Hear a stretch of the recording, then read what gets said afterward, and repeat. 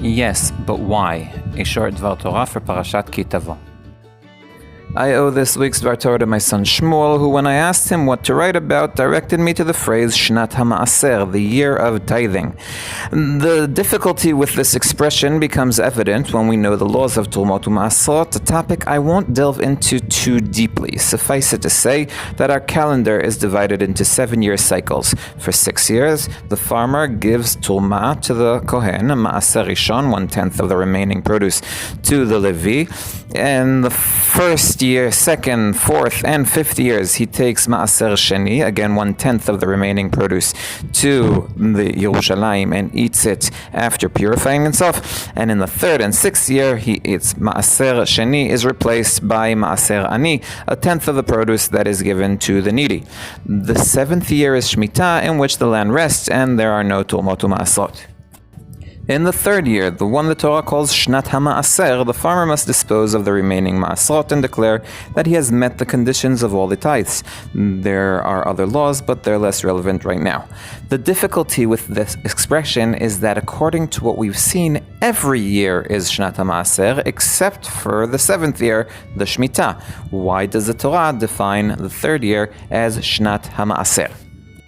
This is where the commentators disagree. Chazal and the Sifri understand that this is the source from which we learn that the Shemitah year isn't included in the Ma'aser cycle. Therefore, this verse should read like this: Bashana hashnishit le'shnat ha'Ma'aser, right? In the 3rd year of the Ma'aser cycle. The 3rd year, since we reset our yearly Ma'aser count in the Shemitah year. Rashi explains the verse Shnat HaMa'asr as the year in which there is only one Ma'aser. Rashi's commentators explain this point as linguistic. The added hey to the word HaMa'asr changes the meaning to a single Ma'aser, HaMa'aser. But this explanation leaves a question. After all, no year has only one Ma'aser. Shmita, as mentioned before, has no Ma'aser at all, and all the other years have 2, the nearly ever-present Ma'aser Rishon and the alternating מעשר שני and ani. It seems that Rashi claims that only heavenly מעשרות could be considered the מעשר. The מעשר is given to the religious representative, the Levi, and מעשר שני eaten after purification in Yerushalayim. The social tithe given to the poor cannot be the מעשר with the capital Mem. Rashbam and Ibn Ezra teach that the special מעשר is actually מעשר ani. At first I thought that what made it special was the rarity in which it occurred, since it only comes around twice in the Shemitah cycle. But the Netziv interprets it differently. He believes מעשר ראשון and sheni are important, but are no big deal. When giving מעשר ראשון to the Levi, the farmer is simply honoring a pre-arranged agreement. Levim have no estates because they're expected to take care of the affairs of the Mikdash.